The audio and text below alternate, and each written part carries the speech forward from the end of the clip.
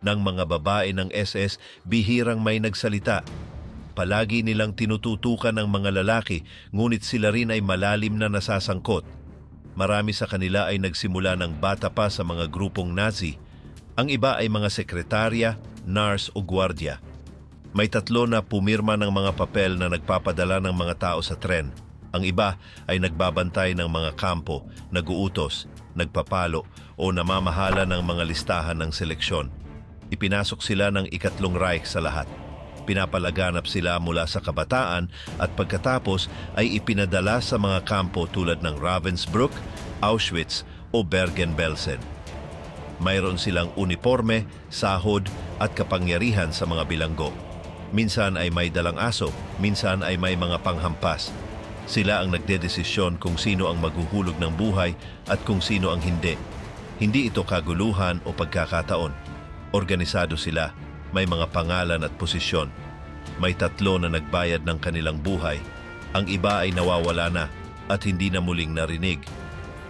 Ano ang nangyari sa mga kababaihan ng rehimen ng Nazi nang bumagsak ang lahat?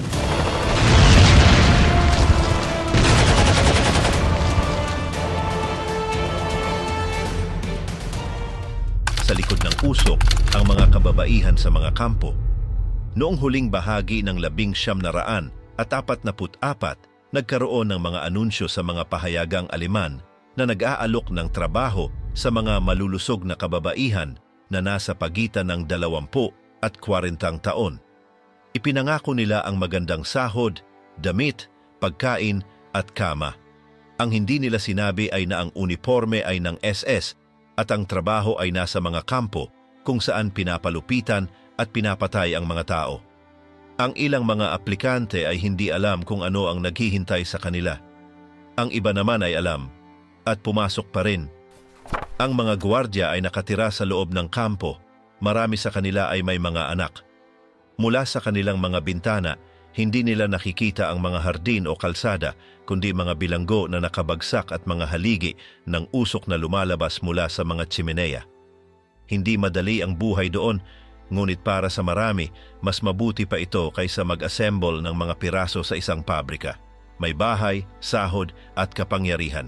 Ang karamihan sa kanila ay mula sa mga simpleng pamilya, mababa ang edukasyon at bahagi na ng mga kabataang Nazi. Naniniwala silang bahagi sila ng isang layunin. Ang uniforme ay nagbigay sa kanila ng autoridad sa mga bilanggo at sa ibang mga Aleman. Ang Ravensbrück ay ang naging panimulang punto, isang kampo para lamang sa mga kababaihan na may higit sa 125,000 bilanggo. Mga Hudyo, mga lumalaban, mga lesbiana, mga prostitute, mga mahirap. 30,000 ang namatay doon. Ang ilan ay pinatali, ang iba ay namatay sa gutom, impeksyon o lamig.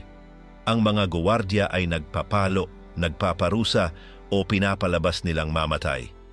Nagbigay sila ng mga palayaw sa kanila. Ang asong Buchenwald, ang anghel ng Auschwitz. Si Irma Grese, isang blonde at bata, ay nahatulan ng bitay pagkatapos ng paglilitis. Ang kanyang larawan ay naging simbolo ng teror. Sa 3,500 babae na nagtrabaho sa mga posisyong iyon, 77 lamang ang dinala sa korte. Marami sa kanila ay nakalaya matapos ang ilang taon.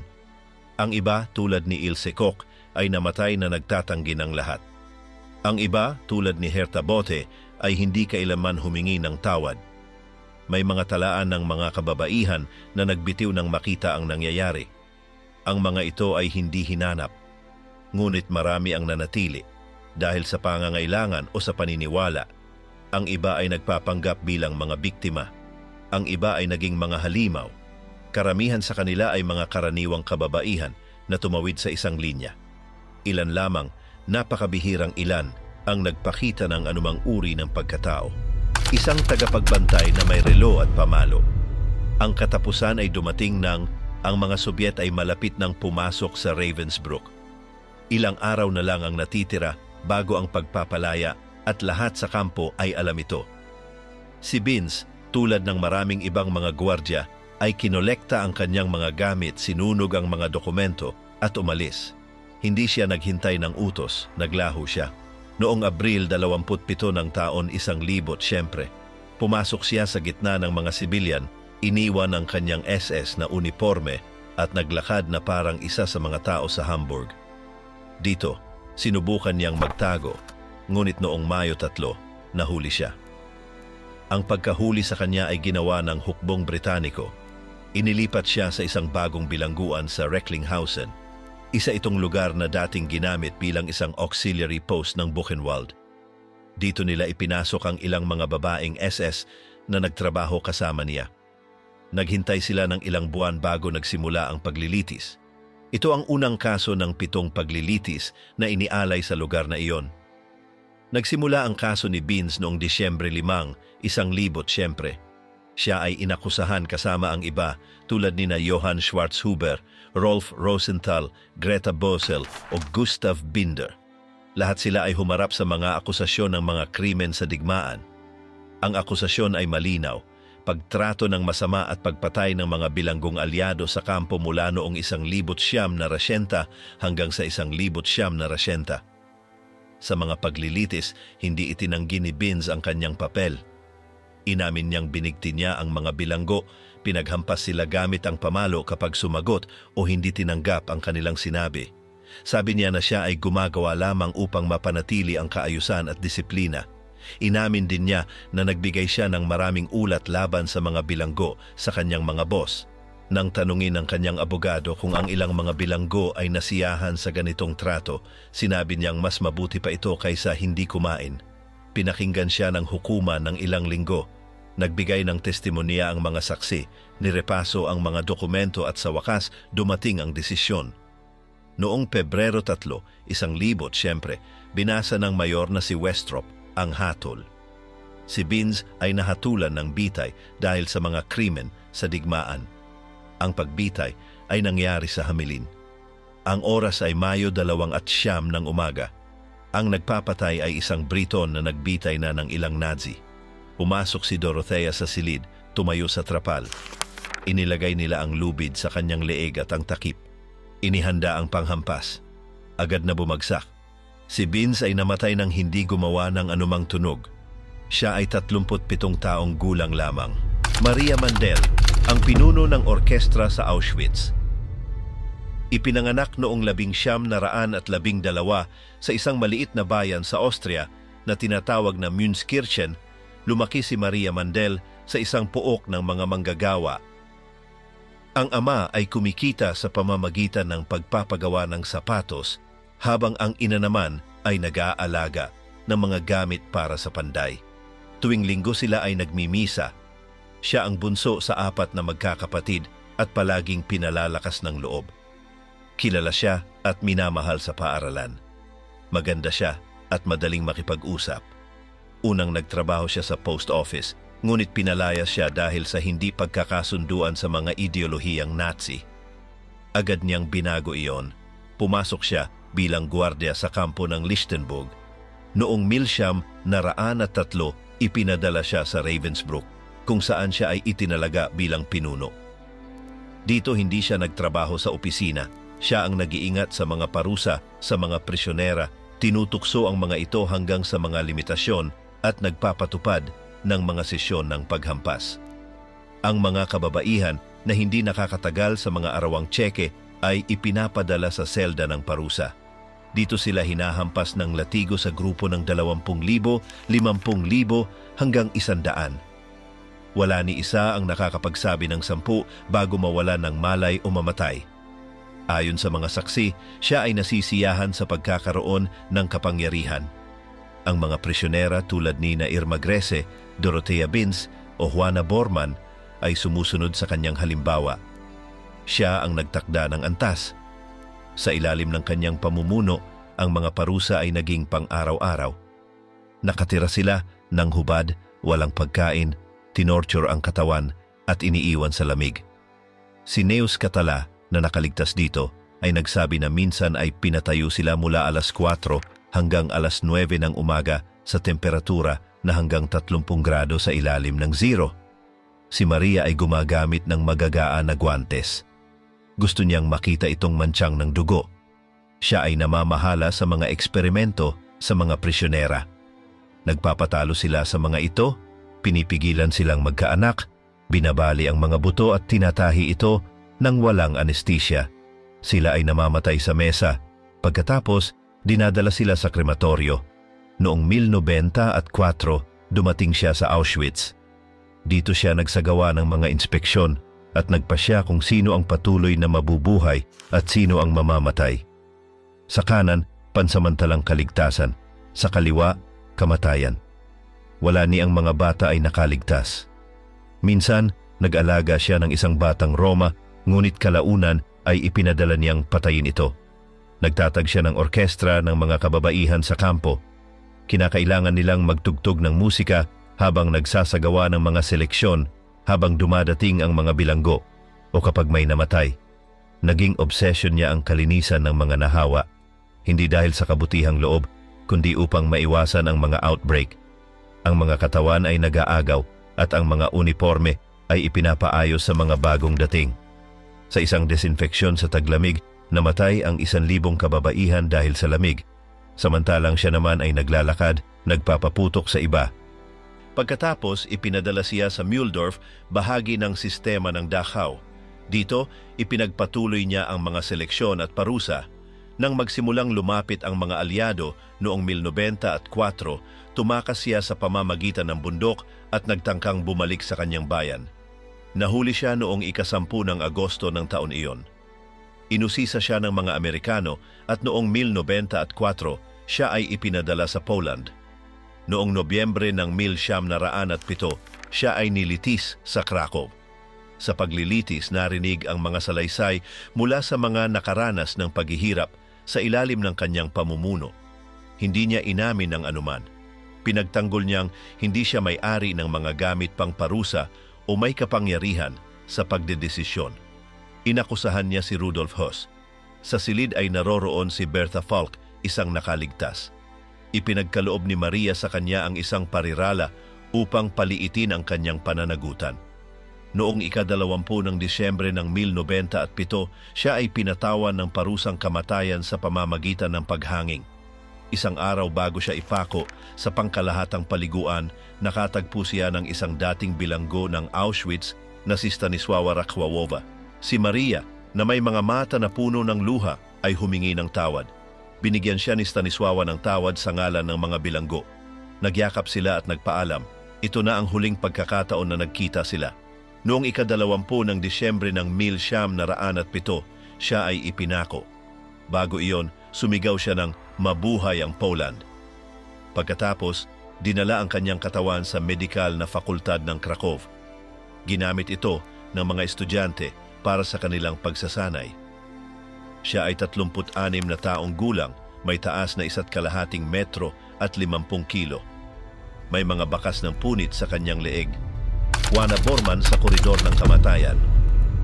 Si Juana Bormann ay ipinanganak sa Birkenfelde, sa Thuringia. Sa paglilitis, nagsinungaling siya tungkol sa kanyang edad. Sinabi niyang 42, ngunit talagang siya ay may mga 10 taon pa. Wala ring mga talaukol sa kanyang pamilya ni mga kaibigan. Kaunti lang ang kanyang pag-aaral. Siya ay naging misyonaryo bago siya naging kasapi ng mga Nazi. Ang mga taong nakilala siya bago hindi na nagsalita pa tungkol sa kanya. Mukhang siya ay isang babaeng hindi tiwala sa sarili, frustrado at may pagkatao na naging marahas nang siya ay magkaroon ng kapangyarihang mag-utos. Nagtrabaho siya sa isang ospital para sa mga may sakit sa pag-iisip, kumikita ng kaunti. Noong 1903, pumasok siya bilang isang sibilyan sa SS at ipinadala sa kampo ng Lichtenberg kung saan mas malaki ang sahod. Dito siya nagsimula bilang kusinera. Pagkatapos ipinadala siya sa Ravensbrück at noong 1904 siya ay inilipat sa Auschwitz-Birkenau. Dito siya nakatagpo nina Irma Grese at Maria Mandel. Kasama ni Irma, pareho silang may hilig sa karahasan. Mayroon siyang mga aso na sinanay upang mangatake. Tinawag siya ng mga bilanggo bilang ang Wiesel. Ang mga testimonya mula sa paglilitis ng Bergen-Belsen noong 1904 ay hindi nag-iwan ng alinlangan. Ipinahayag ni Dora Safran kung paano pinakawalan ni Juana ang kanyang German Shepherd upang kagatin ang leeg ng isang bilanggo. Namatay ito pagkaraan ng kaunti. Ang mga hayop ay malalaki, madilim at agresibo. Ang mga bilanggo ay dumadating sa ospital ng may malubhang sugat. Pinatotohanan ito ni Dr. Ada Bimco. Sinabi ni na Alegre Calderon, isang bilanggong Griega na may 17 taon, at Rachela Kelishek, isa pang bilanggo, kung paano durugin ng mga aso ang buong katawan. Namatay si Regina, isa sa kanila, dahil sa mga pag-atake. Nakita ni Esther Walgroth ang isang katulad na insidente. Nagsalita rin siya tungkol sa mga pagputol ng katawan na nauwi sa kamatayan. Maraming mga saksi ang nakita si Juana na nakikibahagi sa mga seleksyon kasama ang mga Nazi na doktor. Siya ang nagdedesisyon kung sino ang magtatrabaho at kung sino ang pupunta sa gas. May mga araw na umabot sa 500 mga pagkamatay. Ang kanyang pangunahing target ay ang blok ng mga kababaihan. Si Dora Silverberg, isa pang saksi, ay nagsabi na binigyan siya ni Juana ng isang suntok na nagpatumba sa kanyang 2 mga ngipin. Pagkatapos, pinukpok siya gamit ang isang pamalo. Laging may dalang bagay si Juana, isang panghampas, isang piraso ng kahoy, kung anumang nasa kanyang paligid. Si Alexandra Siwidowa ay nagdeklara na si Juana ay nagbubugbog ng marami dahil sa pagkakaroon ng masyadong magandang kasuotan. Pinapahid niya silang maghubad, pinapa-exercise sila hanggang sa limitasyon, at kapag hindi na nila kayang magpatuloy, binubugbog sila gamit ang mga bagay na nasa kanyang kamay. Marami ang namatay pagkatapos ng mga palo. Inilarawan siya ni Dr. Ella Lingens-Reiner bilang isang babaeng mapait, walang pakialam sa sinuman, kundi ang kanyang aso lamang. Sinabi niya na hindi siya nag-apela ng kanyang hatol dahil sa pakiramdam na natapos na ang kanyang mundo pagkatapos ng pagkatalo ng Reich. Habang siya ay nasa Auschwitz at Birkenau, marami ang nawala dahil sa gutom, sakit o mga di-umano'y pagtatangkang pagtakas. Minsan ay pinapapatakbo nila ang mga bilanggo papunta sa mga kawad na dekuryente gamit ang dahilan ng karagdagang rasyon. Ngunit ang kanilang hinihintay ay isang putok mula sa rifle. Ginagawa ito ng ilang mga SS para lang magsaya. Pagkatapos ng Birkenau, ipinadala siya sa Budi, pagkatapos ay sa Hindenburg at sa huli sa Bergen-Belsen. Dito, ipinagpatuloy niya ang mga parusa. Nang dumating ang mga Briton noong ika-15 ng Abril, 1904, nakita nila ang mga katawan na nagkalat sa lahat ng dako. Ang mga kababaihan at mga bata ay walang saplot, nakahiga sa labas. Pinilit ng mga Briton ang mga Nazi na maglibing ng mga bangkay. Dito nahuli si Juana. Nagsimula ang paglilitis noong ika-17 ng Disyembre, 1904. Kasama sina Kramer at iba pang 44, si Juana ay inakusahan ng mga krimen laban sa sangkatauhan. Inkilala siya dahil sa pagmamalupit at pagpatay sa mga bilanggo. Sa simula, ang buong atensyon ay nakatutok kay Irma Grese, ngunit habang umuusad ang paglilitis, ang mga testimonya ay nagtuon kay Bormann. Tinawag siya ng mga tao bilang ang babae ng mga aso. Itinanggi niya lahat ng akusasyon. Sinabi niyang siya ay nagbigay lamang ng mga sampal kung hindi siya pinapansin. Itinanggi niyang may mga aso siya. Sinabi niyang pumasok siya sa seses para lamang sa mataas na sahod. Hindi ito nakatulong, siya ay hinatulan ng kamatayan. Noong Biyernes, ika-13 ng Disyembre, 1904 ng alas 10:48 ng umaga, siya ay dinala sa patibong. Tinakpan ang kanyang ulo, iniaayos ang lubid at binuksan ang panghimpapawid. 20 minuto pagkatapos, ang kanyang katawan ay patuloy na nakabitin. Inilagay siya sa isang kahon na gawa sa kahoy at inilibing sa mga hardin ng bilangguan. Pagkatapos ay sinabi ni Pierrepoint, naglakad siya ng nanginginig, mukhang matanda. Kalahating 40 lang siya. Sinabi niya sa Aleman, mayroon akong mga damdamin. Isang asawa sa pagitan ng mga hurno at mga bangkay. Si Elisabeth Volkenrath ay ipinanganak noong ika-5 ng Setyembre ng taon 1919 sa isang bayan na tinatawag na Schönau an der Katzbach. Siya ang ika-6 na anak ni na Joseph at ng kanyang asawa na nagtatrabaho bilang mga empleyado sa kagubatan. Mula 6 na taon hanggang 14, nag-aral siya sa nasabing bayan. Pagkatapos mula 1933 hanggang 1938, nagtrabaho siya sa iba't ibang mga gawain. Nag-alaga ng mga bata, naggugupit ng buhok at naging katulong sa isang kusina. Noong 1939, ipinadala siya sa isang pabrika ng mga armas. 2 taon pagkatapos, noong 1941, dumating siya sa kampo ng Ravensbrück upang mag-aral bilang isang tagapagbantay. Mga taon matapos, sa paglilitis sa Bergen-Belsen, sinabi niyang ang kanyang gawain ay tiyakin na ginagawa ng mga bilanggo ang kanilang trabaho nang hindi tumatakas. Noong Agosto ng 1941, inilipat siya ng lugar. Ipinadala siya sa Auschwitz-Birkenau. Pagdating ng Marso ng susunod na taon, siya ay naging namumuno sa panahihang pabrika ng Auschwitz-Pimei. Nang magtagal iyon hanggang Agosto ng 1942, nang siya ay inilipat sa sektor ng kababaihan ng kampo. Dito, ang kanyang papel ay kinabibilangan ng pamamahagi ng tinapay sa mga bilanggo. Sandali lang siya roon dahil nahawa siya ng tifo at ipinagkasakit ng ilang buwan. Nang magtamo ng paggaling, binigyan siya ng bagong posisyon sa opisina ng Koreo ng Auschwitz-Birkenau noong Disyembre ng 1942. Sa nobelang Tatlong Magkakapatid, ikinuwento ni C.B. Meller, isang bilanggo na nagtrabaho sa ilalim ng kanyang utos, na si Elizabeth ay madalas payagan ang mga pakete ng pagkain na ipamahagi sa mga nakaligtas kung ang tatanggap ay patay na. Gayunpaman, malinaw na sinabi ni Meller, ang babaeng ito ay may kasing bigat ng dugo tulad ng sinuman sa Birkenau. Inilahad din niya na isang beses, halos pinatay siya ng asawa ni Volkenrath dahil sa paghagis ng isang pahayagan. Si Elizabeth ay nakialam upang maayos ang sitwasyon, ngunit binigyan si Chibi ng babala na kung mangyari muli, hindi siya makikialam. Nakilala ni Heinz Volkenrath, isang miyembro ng SS, sa parehong kampo. Nagkasundo sila at nagpakasal roon mismo kasama ang isang seremonya at iba pang mga SS bilang mga bantay. Habang nangyayari ang lahat ng iyon, ang hurno sa likod ay naglalabas ng mga abo. Noong Nobyembre ng 1944, itinaas siya sa posisyon ng Pangulo ng Supervisor. Mula noon, mayroon siyang direktang papel sa mga seleksyon.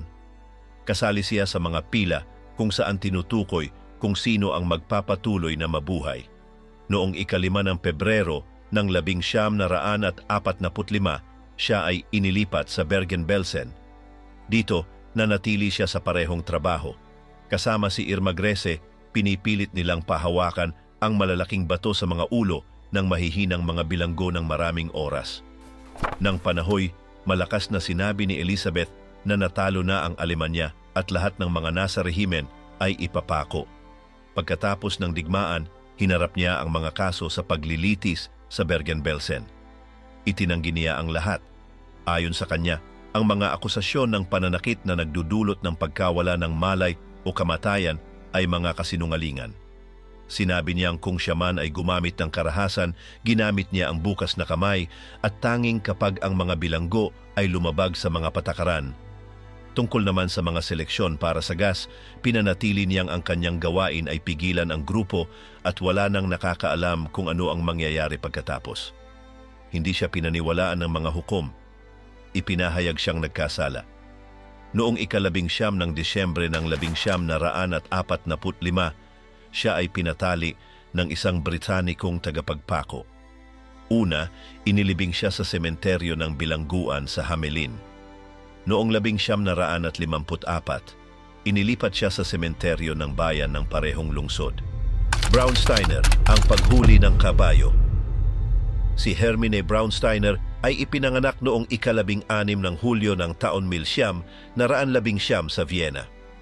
Ang kanyang ama ay isang tsuper at minsan ay isang butcher at ang kanyang ina ay isang tagalinis ng bahay. Siya ang bunsong anak sa 7 magkakapatid at pinalaki ng mahigpit na disiplina ng relihiyon.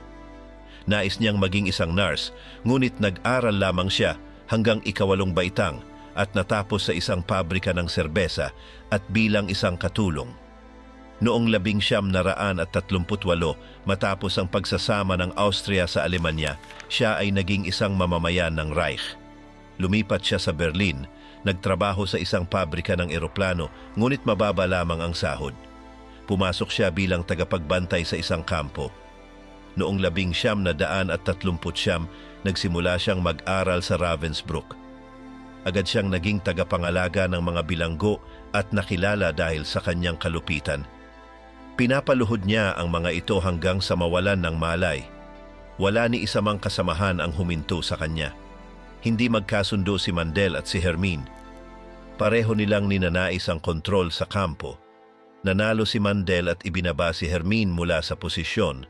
Noong Oktubre ng 1942, ipinadala siya sa Majdanek. Dito siya naging tanyag dahil sa mga sipa. Pinalo niya ang mga matatanda, nagsusuot ng mga butang may matutulis na dulo at walang pakialam kung ang isang tao ay mapatay sa pamamagitan ng sipa. Kasali siya sa mga seleksyon para sa gas. Kinakatakutan siya ng mga bilanggo na pinapalo at sinisipa hanggang sa magkabukol ang mukha. Maraming saksi ang nagpahayag na nakita siyang itapo ng mga bata sa mga truck na diretso sa mga silid panggas. May ilan ding nakakita sa kanya na nagbibigay ng candy bago ipadala ang mga ito upang mamatay. May ibang nagakusa sa kanya na pinalo ang mga ito hanggang mamatay at pinarusahan ang sinumang magsusubok tumigil sa kanya. Noong 1944, nang maglapit ang mga sundalong Soviet, inilipat siya pabalik sa Ravensbrück. Nang matapos ang digmaan, inaresto siya ng mga Amerikano. Nang maglaon, tumakas siya patungong Vienna. Nahuli siya muli noong 1946 at nahatulan lamang para sa mga krimen sa Ravensbrück. Pinatawan siya ng 3 taong pagkakakulong. Pinalaya siya noong 1950.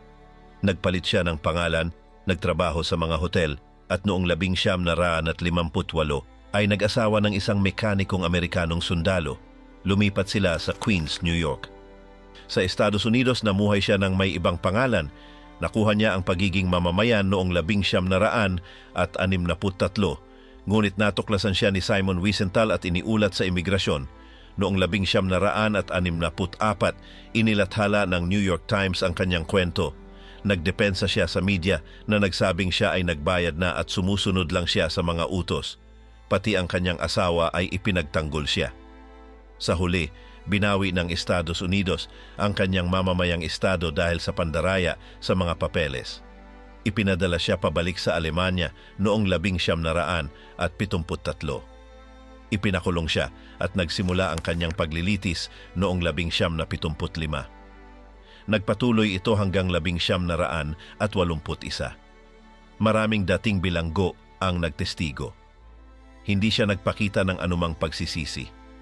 Nagtapos siya ng 2 habambuhay na pagkakakulong. Sa loob ng bilangguan, ginugol niya ang oras mag-isa, nagtatahi ng mga laruan. Noong dekada 90, dahil sa diabetes, ipinagputol siya ng isang binti. Noong 1976, pinayagan siyang lumabas dahil sa mga kadahilan ng pangkalusugan. Lumipat siya upang makitira sa kanyang asawa sa isang tahanan sa Bochum. Dito siya nawala ng landas. Wala nang tiyak na petsa ng kanyang kamatayan. Ang gwardiya ng Stutthof na ipinako ng mga 24. Si Jenny Wanda Barkman, isa sa mga bantay sa isang kampo ng Nazi sa Polonia, ay sikat dahil sa kanyang magandang mukha, ngunit mas kilala siya dahil sa kalupitan ng kanyang pagtrato sa mga bilanggo. Ipinanganak siya noong 30 Mayo ng 1922 sa Hamburg. Ang kanyang kabataan ay katulad ng sa karamihan bago magsimula ang diktadura. Nang siya ay halos 11 taong gulang, dumating si Hitler sa kapangyarihan.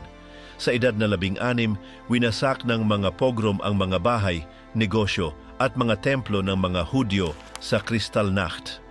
Ilang sandali pa, sinalakay ng Alemanya ang Polonia at nagsimula ang digmaan. Sa simula, nais niyang maging modelo dahil iniisip niyang sapat na ang kanyang pangangatawan. Ngunit habang lumalala ang digmaan, nagbago ang kanyang isipan.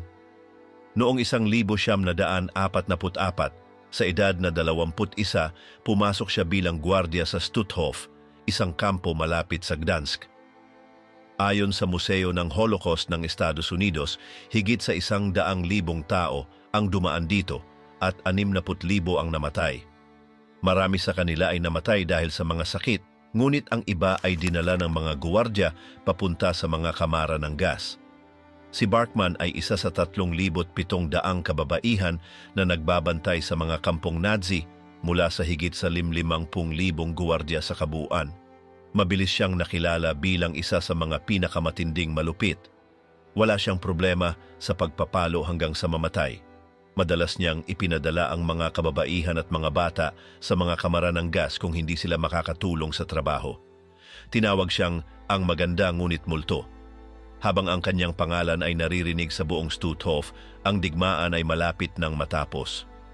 Noong Abril ng 14, nagbaril si Hitler sa sarili. Isang buwan pagkatapos nito, nilagdaan ng Alemanya ang pagsuko. Tumakas si Barkman mula sa kampo at hinanap siya sa lahat ng dako. Nagtagumpay siyang magtago ng 4 na buwan hanggang nahuli siya sa isang istasyon sa Gdansk. Nang siya ay imbestigahan, sinabi niyang mabuti niyang tinrato ang mga Hudyo at pati na rin ang tumulong sa ilan. Ngunit marami sa mga nakaligtas ang nag-akusa sa kanya ng mga detalyadong testimonya sa korte. Inamin ng kanyang abogado na siya ay may kasalanan, ngunit sinabi niyang tiyak na siya ay baliw upang magawa ang ginawa niya. Ayon sa kanya, walang sinuman sa tamang pag-iisip ang makakagawa ng ganoon. Hindi siya nagtangkang ipaliwanag ang kanyang sarili.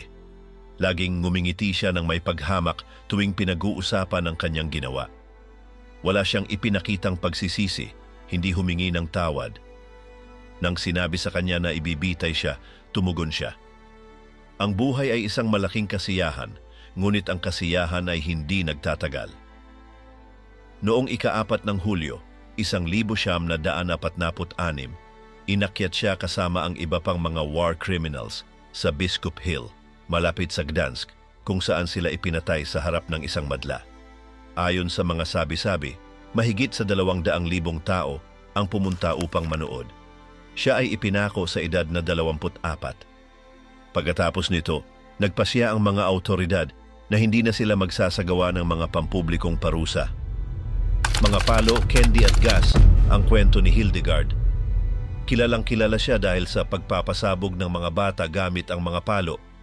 Si Hildegard Lecher tinaguri ang tigresa. May nagsasabi pa nga na tinawag siyang Brigida ang mabagsik. Matangkad, malakas ang katawan, at kasing imposante ng kanyang itsura na ang mga tao ay bumababa ng kanilang tingin kapag dumadaan siya. Ayon sa mga nakasalamuhan niya, binabago raw ang kanyang mukha kapag siya'y nagbabatok, para bang ibang tao na. Nagsimula siya sa Majdanek, pagkatapos ay sa Auschwitz. Nang siya'y makalabas, naging espiya siya para sa CIA. Ipinanganak siya noong ika-20 ng Enero ng 1915 sa Berlin. Nang magsimula ang extermination, nagtatrabaho siya bilang nurse. Hindi siya kasapi ng partido ng Nazi, ngunit nagboluntaryo siya sa Majdanek. Dito nagsimula ang kanyang kasikatan. Pagkatapos, sa Auschwitz, ipinagpatuloy ang kanyang palayaw. Umalis siya bago dumating ang mga Ruso noong 1944. Kasama ang mga SS at ang kanyang mga kasamahan, tila mabait siya. Ngunit ang mga bihag ay tinatadtad niya ng pambubugbog. Mabagsik na mga palo, ang mukha ay waring nababago dahil sa galit na lumalabas sa kanya. Mahilig siyang mangapi ng mga kababaihang Hudyo. Ang kanyang kasamahan na si Krista Roy ay nagkwento na mahilig siya sa paggamit ng panghagupit. May mga anak siya, ngunit hindi ito nakapigil sa kanya. Binugbog niya ang mga buntis at pumatay ng mga bata. Sa Majdanek, dinala niya ang mga bata sa kamatayan. Una, binibigyan niya sila ng mga candy upang magtiwala sila, at pagkatapos ay inaalalayan silang sumakay sa mga truck patungo sa mga kamara.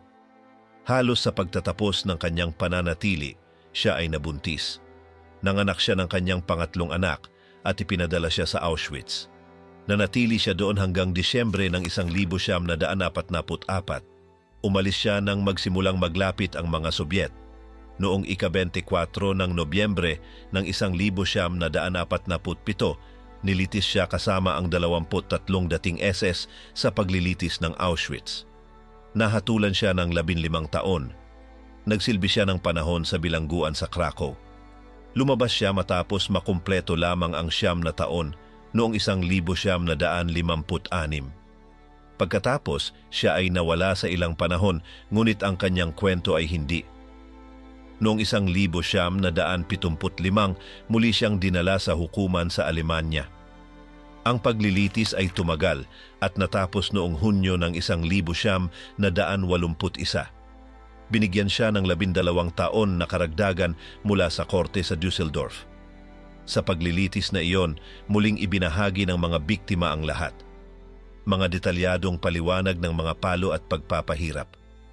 Gayunpaman, muli siyang nakalaya bago matapos ang kanyang parusa. Pagkatapos, ayon sa Der Spiegel, naging espiya siya para sa Estados Unidos at kanlurang Alemanya. Gumagawa siya ng mga operasyon laban sa mga Sobyet. Hindi lang mga kalalakihang Nazi ang nirecruit nila, kundi pati na rin ang mga kababaihan tulad niya. Pumanaw siya ng Malaya noong 1975 sa edad na 75 taon. 30 katao bawat araw ang rutina ni Irma Grese. Isa sa mga pinakasikat na mga gwardya ay hindi tumutugma sa stereotipo ng isang matangkad at magaspang na babae. Isa siyang dalaga na may kaakit-akit na hitsura na pinagsasama ang kanyang kagandahan sa isang nakakatakot na kalupitan. Siya si Irma Grese at ipinanganak noong 1923.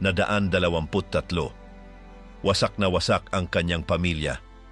Noong 15 taon siya, iniwan niya ang pag-aaral, 2 taon pagkatapos magpakamatay ng kanyang ina. Mula noon, naglipat-lipat siya ng trabaho.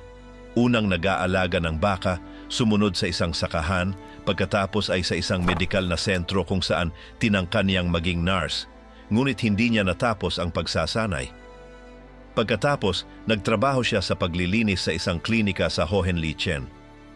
Dito niya nakilala ang doktor na si Karl Gebhardt, na kalaunan ay ipinasikat sa paggawa ng mga eksperimento sa mga bilanggo sa Ravensbrück at Auschwitz. May pagpapahalaga si Gebhardt sa kanya at tinulungan siyang magpatuloy. Alam ni Irma na may mukha siyang kapansin-pansin. Blonde, may napakalinaw na mga mata at banayad ng ngiti. Ngunit sa likod ng mukhang iyon ay may malamig, madilim na bagay.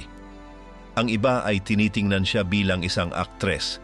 Siya'y palaging nag-aayos ng mabuti, nag-iipon ng mga mamahaling damit mula sa mga tindahan sa mga lungsod tulad ng Paris, Vienna, Amsterdam at Bucharest. Pati ang mga opisyal ng rehimen ay matagal na tinitingnan siya. Noong Marso ng 1940,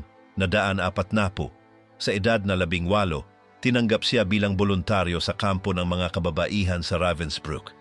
Ang lugar na iyon ang naging bagong sentro ng kanyang operasyon. Dito niya natutunan kung paano gumagana ang lahat. Inaasikaso niya ang mga gawaing pang-opisina, ngunit nakikita rin niya kung ano ang ginagawa ng ibang mga gwardya. Ang lugar na iyon ay nagsisilbing training ground para sa mga magiging gwardya. Dito lumabas ang iba pang walang awa tulad ni Ilse Koch at Dorothea Binz. Pagkatapos ng panahong iyon, noong Marso ng sumunod na taon, ipinadala siya sa Auschwitz. Pagdating niya, binigyan siya ng mga trabaho tulad ng pagpapamahagi ng sulat, pangangasiwa ng mga bodega o pamumuno sa mga pangkat ng paggawa ng kalsada. Hindi pa siya nakararating ng 20, ngunit nagsimula na siyang mag-akyat ng ranggo. Noong taglagas ng 1943, binigyan siya ng promosyon at naging pangalawa sa pinakamataas na posisyon sa hanay ng mga babaeng guwardiya sa kampo, pangalawa lamang kay Maria Mandel. Mula noon, may direktang kontrol siya sa halos 30,000 mga preso. Karamihan sa kanila ay mga Hudyo, Polako at Hungarian. Isa sa kanyang mga tungkulin ay magdesisyon kung sino ang pupunta sa mga kamara ng gas. Sa kanyang paglilitis, sinabi niyang tanging mula sa mga preso lamang niya narinig ang tungkol dito at ang tanging ginagawa niya ay utusan ang mga ito na magtayo ng 5 katao sa isang linya at pagkatapos ay darating si Mengele upang pumili. Ngunit ang mga testimonya mula sa mga nakaligtas ay nagsasabi ng ibang kwento. Sinasabi nila na naglalakad siya sa mga pabilyon na naka-uniforme, malinis ang mga bota, may panghagupit sa sinturon at may malalaking aso na ginagamit bilang parusa.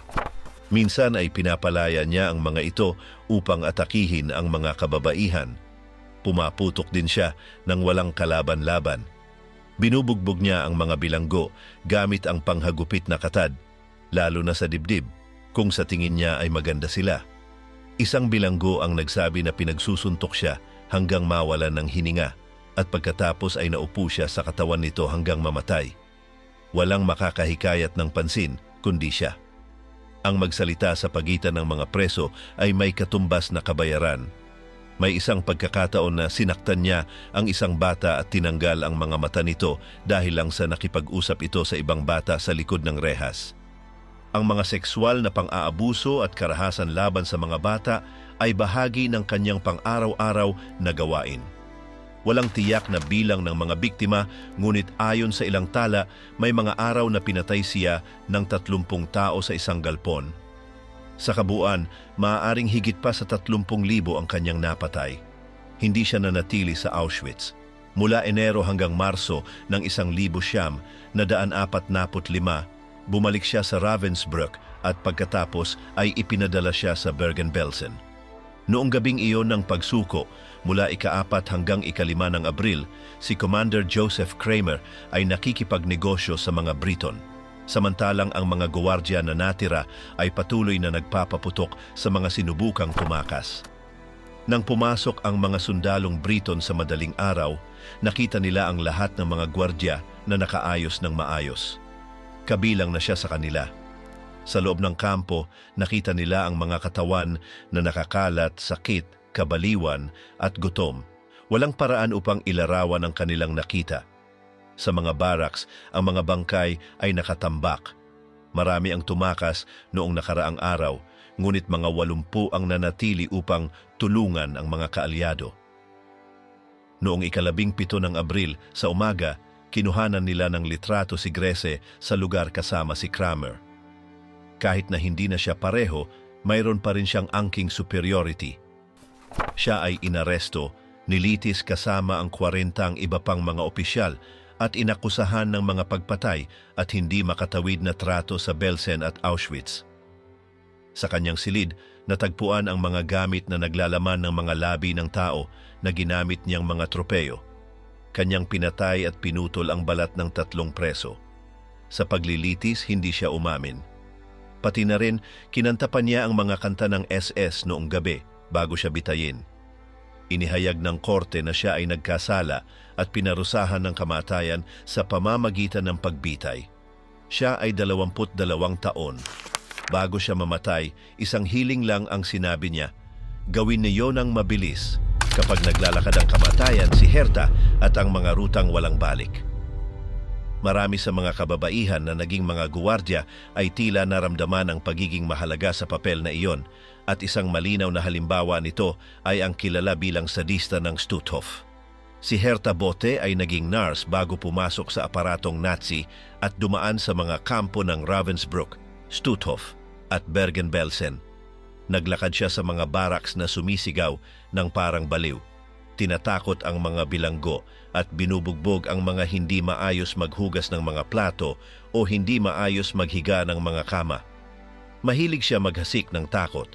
Sa pagkakaiba ng ibang mga gwardiya na halos hindi marunong magbasa, siya ay may karanasan na nagsimula siyang magtrabaho ng bata pa at palaging makikita ang kanyang ugali na magustuhan ng iba. Noong 1938 taon, sa edad na 17, siya ay naghahati ng oras sa pagtulong sa kanyang ama sa kahuyang pangpamilya sa bayan, pagpunta sa mga pabrika at pag-aalaga sa mga may sakit sa ospital para sa mga manggagawa. Noong panahong iyon, sinabi ng mga tao sa bayan na siya ay isang halimbawa ng tamang asal, ngunit mabilis din itong nagbago. Isang taon pagkatapos, noong 1939, sumali siya sa Liga ng mga Babaeng Aleman, isang pangkat na pangbabae ng Partido Nazi na talagang kinahumalingan niya. Sa loob ng 3 taon, ipinakita niya ang galing sa mga pisikal na aktibidad at natuwa ang mga superior niya, kaya't noong Setyembre ng 1942 taon, ipinadala siya bilang gwardiya sa kampo ng Ravensbrück. Dito siya nagsanay ng 1 buwan upang maging bahagi ng mga tauhan ng lugar, at dito niya nakilala sina Irma Grese at Dorothea Binz na kanyang magiging kasamahan sa mga kalupitan. Pagkatapos ng 4 na linggong pagsasanay, nagsimula na siya bilang gwardiya sa unang destinasyon na itinalaga sa kanya, ang kampo ng Stutthof. Ang sentrong ito na unang pinamamahalaan ng Gestapo bilang isang lugar ng internasyonal na pagpapahirap ay naging isang opisyal na kampo ng konsentrasyon noong Enero ng 1942 taon. Matatagpuan ito sa isang mabuhanging lugar sa tabi ng isang kagubatan malapit sa maliit na bayan ng parehong pangalan. Mahigit 80,000 tao ang namatay doon mula sa 100 at 10,000 dumaan sa mga pasilidad nito. Hindi lang ito dahil sa gutom o salot, kundi pati na rin sa mga pang-araw-araw na pagpatay na ginagawa ng mga guwardiya. Simula noong 1943 taon, ang lugar na ito ay isinama sa plano para sa masang pagpatay. Umabot sa puntong ang mga bagong dating ay ipinapadala direkta sa mga kamara ng gas sa tuwing makakapasok sa kampo. Dagdag pa ang mga pang-aabuso na naranasan ng mga bilanggo mula sa mga gwardya, kaya't ang pamamalagi ay naging tiyak na parusa. Si Herta ay isa sa 130 kababaihan na nagtrabaho doon noong pinakamalupit na panahon. Sa kanila, 34, kasama siya, ay inakusahan ng paggawa ng mga kasuklam-suklam na gawain. Nang matapos ang digmaan, maraming nakaligtas ang nagpatotoo tungkol sa kung paano siya nanakit, sumigaw, nag-agaw ng pagkain at nagpaputok ng walang pag-aalinlangan. Kinukuha niya ang mga rasyon o anumang kapakipakinabang na bagay bilang parusa. At tuwing dumarating siya sa mga barracks, ginagawa niya ito upang maghasik ng takot. Noong ika-21 ng Enero ng 1945 taon, sa edad na 24, nakamit na ni Herta ang promosyon. Siya ay may hawak na isa sa pinakamabigat na gawain, ang sumama sa mga grupo ng mga babaeng bilanggo na naglalakad mula sa gitnang Polonya patungo sa rehiyon ng Saxony-Anhalt ngayon. Ang mga paglalakbay na ito, nakilala bilang mga martsa ng kamatayan, ay ginagawa ng naglalakad sa walang katapusang mga ruta. Ang distansya sa pagitan ng dalawang kampo ay lampas sa 700 kilometro at walang pahinga ni sasakyan. Sa panahon ng lakad na ito, ang mga nahuhuli ay nabubuwal dahil sa pagkapagod o gutom. Sa buong paglalakbay, ang trato ay brutal.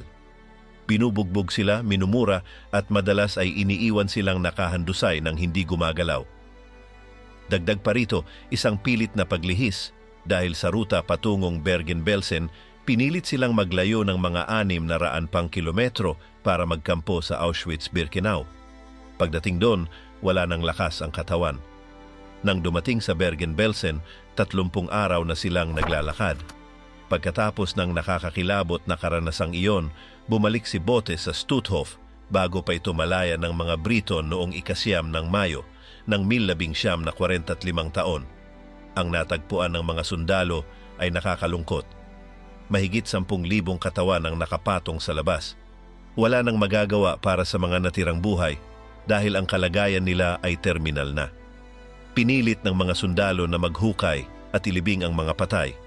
Kinailangan ding gawin ito ni Bothe at ang tanging sinabi niya tungkol dito ay ang takot sa typhus. Ayon sa kanya, ang pinakamalala ay ang paghawak ng mga patay na Hudyo ng walang proteksyon at ang patuloy na paghiling ng mga pahinga upang hindi mahawa. Nang matapos ang digmaan, hindi nagtagal at tinangkas siyang hanapin. Ang mga patotoo laban sa kanya ay direkta. Marami ang nagsabi na nakita nilang nagpaputok siya ng walang awang patungo sa mga walang armas na bilanggo. May mga nagsabi na pinapabayaan niyang mawala ng pagkain at inumin ang mga hindi sumusunod sa utos. Ang mga pagbisita sa mga barracks ay hindi mga inspeksyon, kundi mga pag-atake. Hindi nagsasalita si Herta, sumisigaw, nananakit at pinipilit ang mga bilanggo na matulog sa kanilang sariling suka kung sila'y nagsusuka dahil sa sobrang pagod. Sa mga pagdinig, 34 na kababaihan ang inakusahan sa ginawa nila sa Stutthof. Kasama si Bothe. Sa panahon ng proseso, ilang nakaligtas ang nagbigay ng detalyadong patotoo kung paano nila siya nakita na pumatay gamit ang baril. Isang bilanggo ang nagkwento na nang mag-collapse ang kasama niyang bilanggo sa pagkapagod, pinaputok siya ni Herta nang walang alinlangan. Isa pa ang nagsabi na pinilit silang maghukay kahit alam nilang hindi na nila kayang tumayo. Ang mga nahulog ay naiwan sa putik. Ipinataw sa kanya ang parusa, ngunit hindi kamatayan. Binigyan siya ng sentensyang 10 taon. Dinala siya sa isang bilangguan ng mga Briton sa Alemanya at pinalaya noong 1951 matapos ang 6 na taon sa kulungan. Pagkatapos nito, nanirahan siya sa isang maliit na bayan. Sa isang panayam, sinabi niyang hindi niya naintindihan kung bakit siya hinusgahan, na sa mga proseso, pinilit siyang magsalita ng walang tigil at ang pinakamahirap ay ang paggalaw ng mga katawan ng walang guwantes. Ilse Koch, ang mangkukulam ng Buchenwald. Si Ilse Koch ay ipinanganak noong 1906 sa Dresde. Matapos ang unang digmaang pandaigdig, nagsimulang magtrabaho siya sa anumang lugar na tatanggap sa kanya, tulad ng karamihan sa Alemanya sa panahon ng kaguluhang pang-ekonomiya. Dumaan siya sa mga pabrika at tindahan hanggang noong 1932 siya ay sumapi sa Partido Nazi. Ang desisyong ito ay nagbigay sa kanya ng kalamangan nang kunin ng mga kasamahan niya ang kontrol. Natagpuan siya ng isang posisyon sa opisina sa kampo ng Sachsenhausen.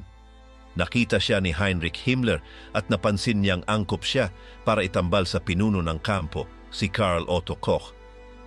Iminungkahi niya na magsama sila bilang mag-asawa at ginawa nila ito. Nagpakasal sila at naging Ilse Koch siya, ang babae na namumuno kasama ang kanyang asawa. Si Karl Otto ay ambisyoso at walang hangganan. Habang dumarami ang kapangyarihan ng mga Nazi, ang kanyang karera ay umangat. Nang ipadala siya upang pamunuan ang Buchenwald, itinayo niya ang kampo ayon sa kanyang kagustuhan. Dito ikinulong ang mahigit 200,000 mga preso. Isang kapat ng mga ito ay namatay. Walang mga gas chamber, ngunit may gutom, mga epidemya, palo, at iba't ibang uri ng pang-aabuso. Ang mga Koch ay namuhay sa karangyaan. Nagtayo sila ng isang marangyang bahay na may mga kasangkapan at sining na ninakaw. Nagkaroon pa sila ng isang zoo sa loob ng kampo na may mga hayop na ipinadala mula sa buong mundo. Hindi siya isang simpleng asawa. Naglalakad siya sa kampo na parang ito ay kanya, nagbibigay ng mga utos at tinatakot ang mga tao. Ang kanyang pulang buhok at matigas na personalidad ay nakakatakot. Ayon sa mga saksi, siya ay may patuloy na obsesyon sa sexualidad. Ayon sa mga kwento, nag-oorganisa siya ng mga orgy sa kanilang bahay kasama ang mga sundalo, kapitbahay at mga asawa ng mga opisyal. Pinipilit din niyang matulog kasama ang mga preso. Kung may hindi pumapayag, siya ay inuusig o pinapalo. Walang makapapantig ng mata sa kanya. Kung may gumagawa nito, siya ay pinapatay. Sa ibang pagkakataon, siya mismo ang maghuhubad o hahaplusin ang mga preso. Kung hindi sila mag-react, sila ay pinaparusahan. Tinatawag siya na ang aso ng Buchenwald o ang mangkukulam na may pulang buhok.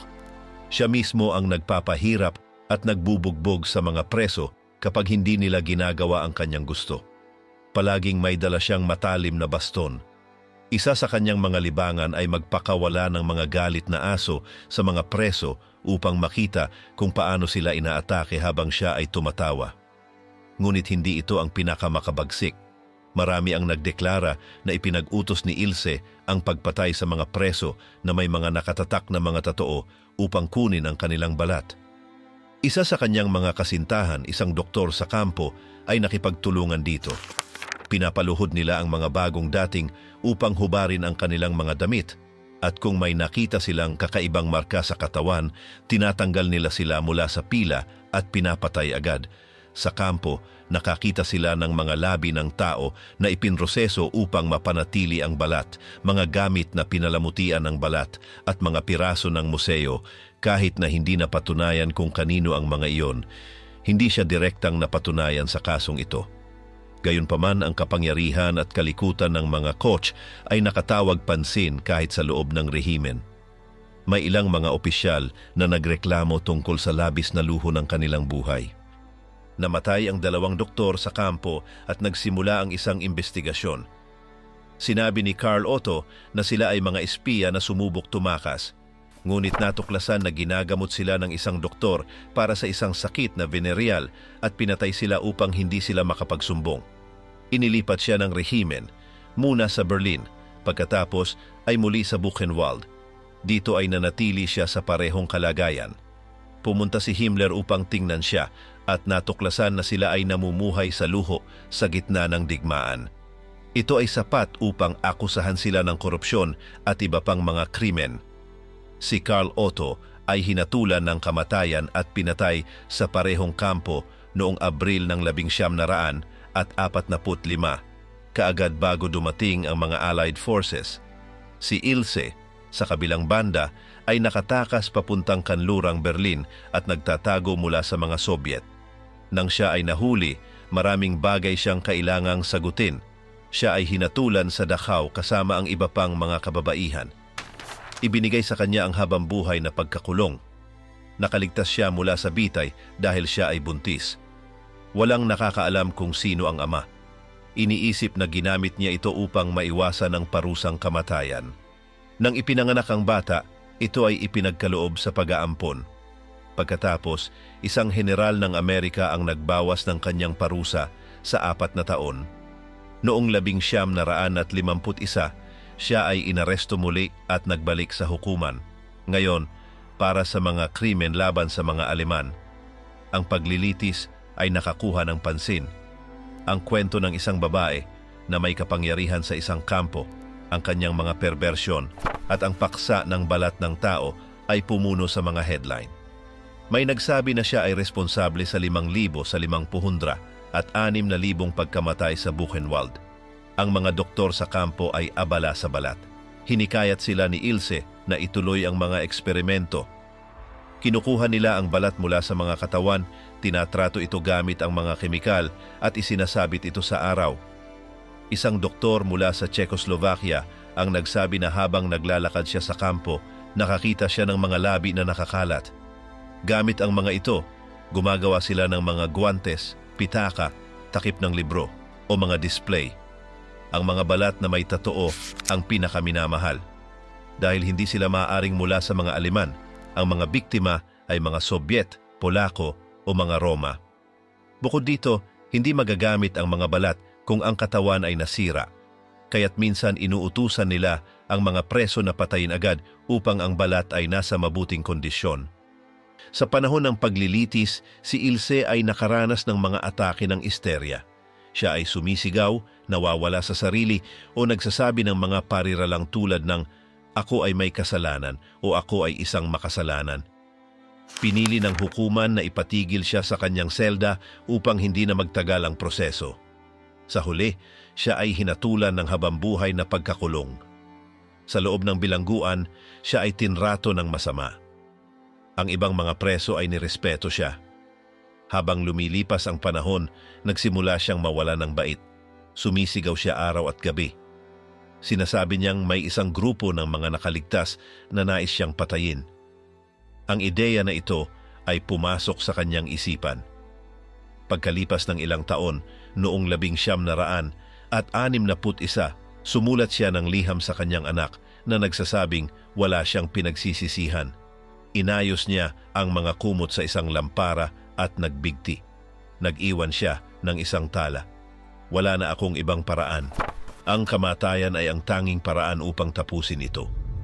Johanna Langefeld, ang gwardiya na nakatakas sa tulong ng kanyang mga bilanggo. Upang tapusin ang kasong ito, isang hindi pangkaraniwang kwento ang lumitaw, ang kwento ng isang supervisor na naging kagalang-galang ng ilang mga bilanggo mula sa Ravensbrück at ayon sa mga sinabi pagkatapos, tinulungan pa siyang makatakas pagkatapos ng digmaan. Siya ay tinatawag na Johanna Langefeld. Ipinanganak siya sa Essen noong 1906. Lumaki siya sa isang relihiyosong kapaligiran at may mga nasyonalistikong ideya.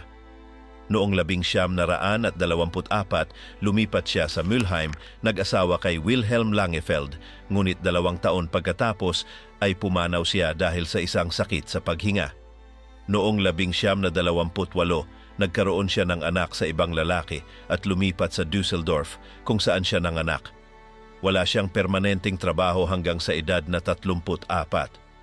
Tanging noon lamang siya nagsimulang magturo ng mga gawaing pambahay sa isang komersyal na sentro sa Neuss. Simula noong 1935, nagtrabaho siya sa isang piitan na naglalaman ng mga prostitute, mga kababaihang walang mapagkukunan at mga taong itinuturing na problemado. Marami sa kanila ay ipinapadala sa mga kampo. Noong 1937, sumali siya sa Partido Nazi at noong sumunod na taon, naging gwardiya siya sa kampong pambabae ng Lichtenberg. Mabilis siyang umangat. Noong Mayo 1939, ipinadala siya sa Ravensbrück bilang supervisor. Doon siya ang nagkontrol sa mga talaan ng programang 14 F-13 na pumipili sa mga pinakamahihinang bilanggo upang alisin sila bago ang mga malawakang pagpatay. Dito niya ipinakita ang isang kakaibang ugali kumpara sa ibang mga gwardya. Ayon kay Josefina Bengel, isang bilanggo mula sa Poland, sinisira niya ang mga ulat na maaaring magbigay kaparusahan sa mga bilanggo. Tumutol siya sa ilang mga parusa at palagi siyang nakikinig ng tahimik. Hindi siya sumisigaw o gumagamit ng karahasan upang magpataw ng kapangyarihan. Noong Marso 1943, isang grupo ng 8 kababaihang nahatulan ay sumigaw ng mabuhay ang Poland bago sila barilin. Inaasahan ang isang malupit na pagrepilya, ngunit walang nangyari. Nang maglaon, nalaman na si Langefeld ang nakialam at humiling na pabayaan lamang silang nakatayo ng 24 na oras. Para sa uri ng parusang ipinatupad doon, ito ay hindi gaanong bagay. Noong Marso 1942, ipinadala siya sa seksyong pambabae ng Auschwitz. Ang kanyang tungkulin ay magpasya kung sino ang magtatrabaho at kung sino ang pupunta sa gas. Si Rudolf Höss, ang commander ng kampo, ay naniniwala na hindi niya kaya ang gawain. Gayunpaman, inutos ni Himmler na siya ang manguna at walang lalaki ang papasok sa lugar na iyon. Noong Hulyo 1943, sa isang pagbisita ni Himmler, sinubukan ni Johanna na kumbinsihin siya na baguhin ang utos. Hindi siya nagtagumpay.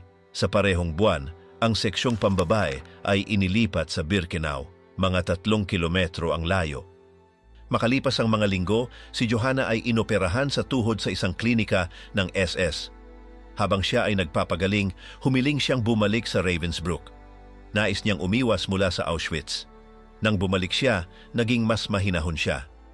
Si Margaret Buber-Neumann, isang bilanggong komunista na naging kanyang katulong, ay nagsabi na siya ay tinanggal dahil sa sobrang simpatiya sa mga babaeng Polako.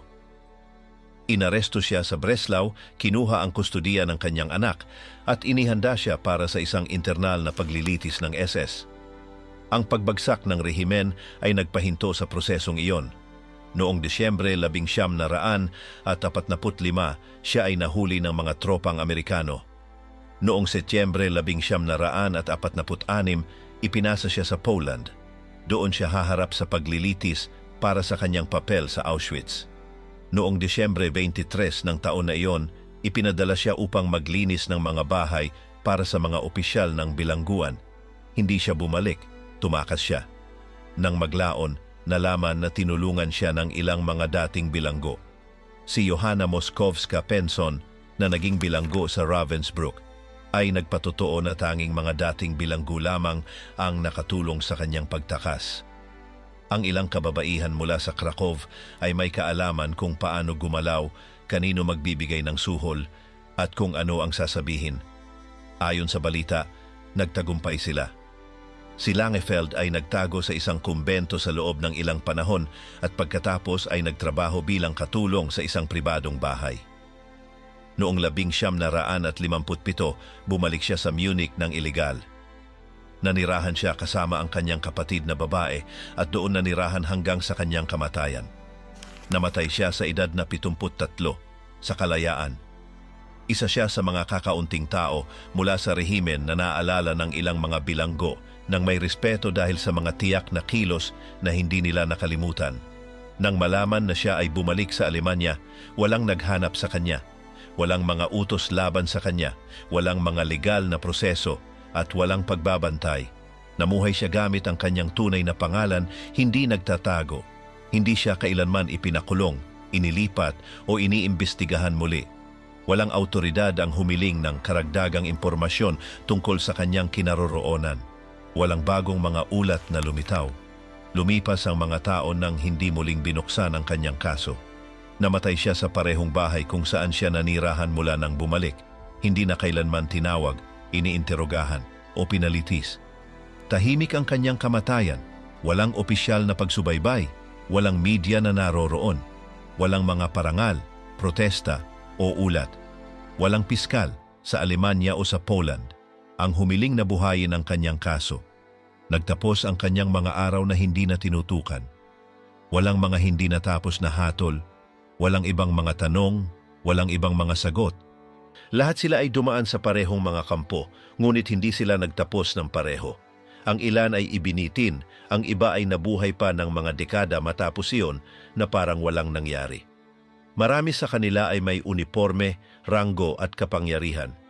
Hindi sila nanood mula sa malayo, sila ay nakasangkot hanggang leeg.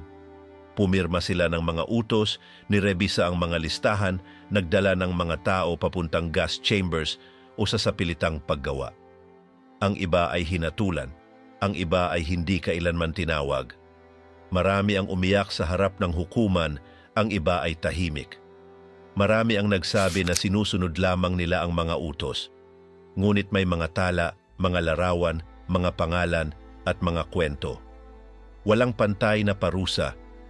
Ang ilan ay nagbayad ng mahal, ang iba ay nakalabas ng malaya sa loob ng ilang taon. Ang mga pangunahing Nazi ay hinanap ng walang humpay, ngunit ang marami sa kanila hindi. Ang ilan ay namuhay ng tahimik, walang press, walang paglilitis, wala nang anuman. Namatay sila sa kanilang mga bahay nang walang sino man na kumatok sa kanilang pinto. At hindi ito dahil hindi ito alam, kundi dahil ayaw itong makita. Nandyan sila, bahagi sila ng kwento. Ang kanilang ginawa ay hindi nawawala kahit wala silang hatol.